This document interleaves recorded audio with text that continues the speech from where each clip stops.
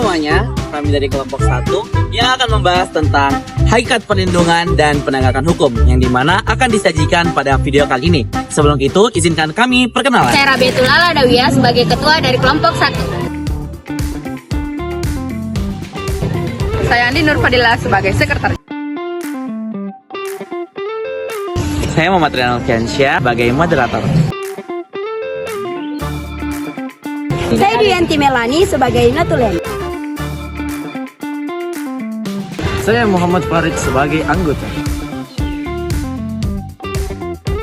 Saya Setiaula Pratiwi sebagai anggota. Atas nama Andi Muhammad Alvareza sebagai anggota. Ninda Marsita sebagai anggota. Saya Andi Kurniawan Febriansyah Yusuf sebagai anggota.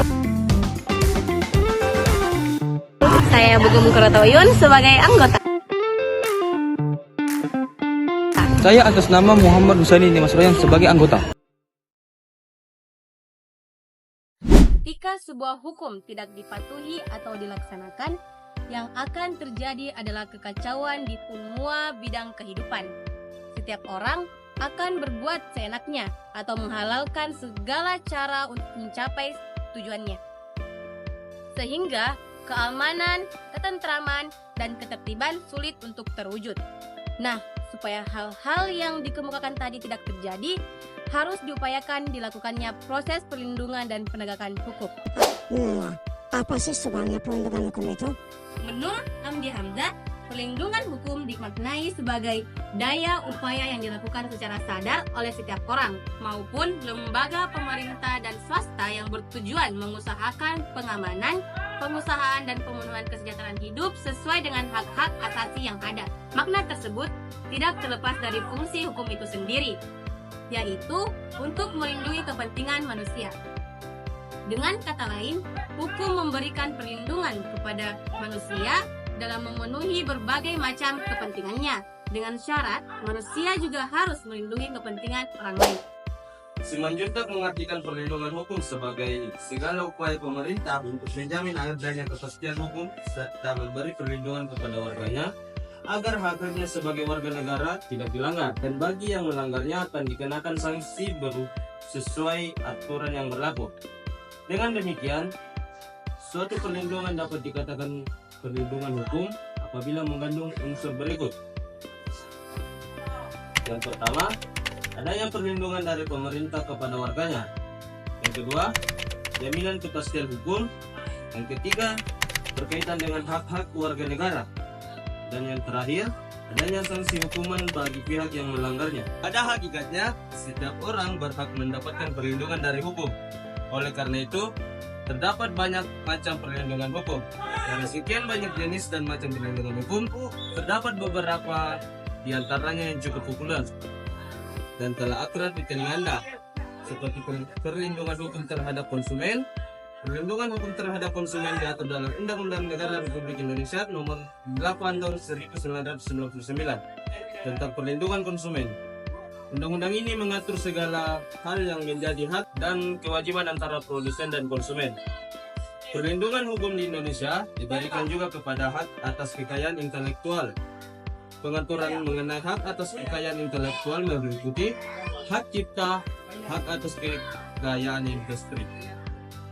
Pengaturan mengenai hak atas kekayaan intelektual tersebut telah dituangkan dalam sejumlah peraturan perundang-undangan seperti Undang-Undang Nomor 8 Tahun 2014 tentang hak cipta, Undang-Undang Nomor 15 Tahun 2001 tentang merek, Undang-Undang Nomor 13 Tahun 2016 tentang paten, Undang-Undang Nomor 29 Tahun 2000 tentang perlindungan varietas tanaman dan lain sebagainya.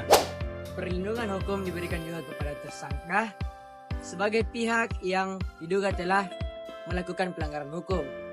Perlindungan hukum terhadap tersangka diberikan berkaitan dengan hak-hak tersangka yang harus penuhi agar sesuai dengan prosedur pemeriksaan sebagai diatur dalam peraturan perundang-undangan.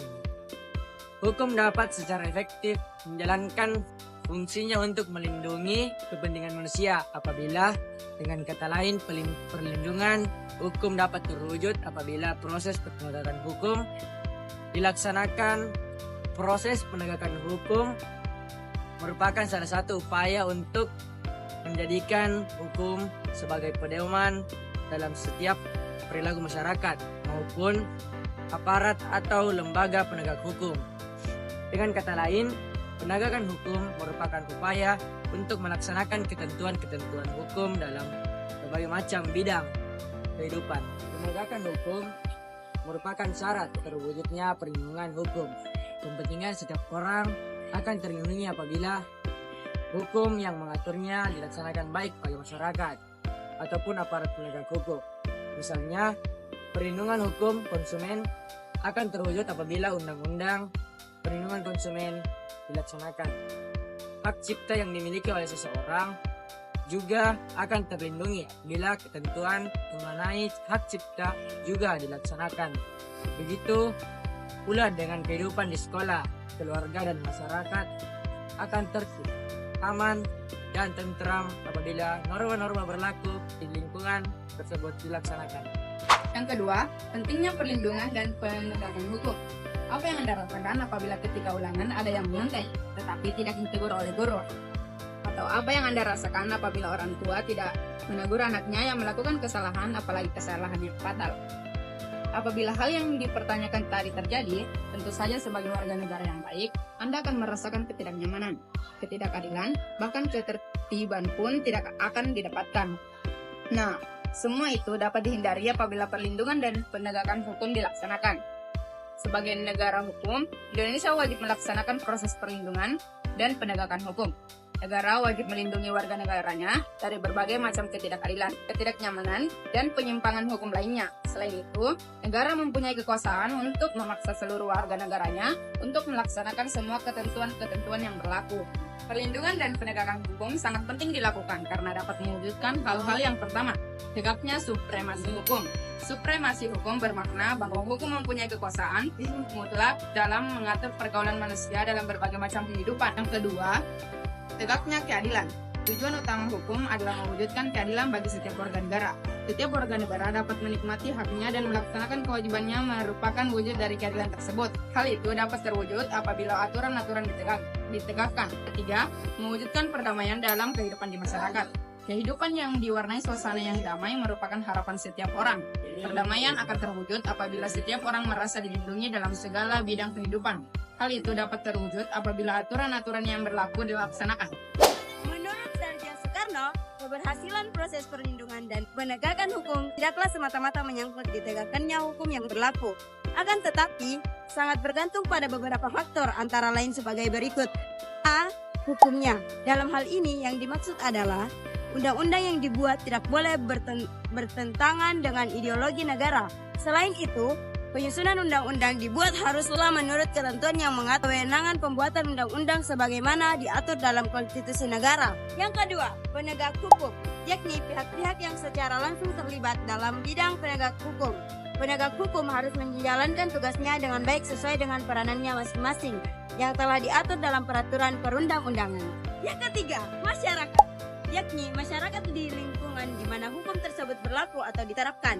Maksudnya, warga masyarakat harus mengetahui dan memahami hukum yang berlaku dengan penuh kesadaran dan pentingnya dan perlunya hukum bagi kehidupan masyarakat. Yang keempat, sarana atau fasilitas yang mendukung penegakan hukum. Sarana atau fasilitas tersebut mencakup tenaga manusia yang terdidik dan terampil, organisasi yang baik, peralatan yang memadai, keuangan yang cukup, dan sebagainya. Ketersediaan sarana dan fasilitas yang memadai merupakan suatu keharusan bagi keberhasilan penegakan hukum. Yang kelima, kebudayaan, yakni sebagai hasil karya, cipta dan rasa yang didasarkan pada karsa manusia di dalam pergaulan hidup. Dalam hal ini, kebudayaan mencakup nilai-nilai yang mendasari hukum yang berlaku.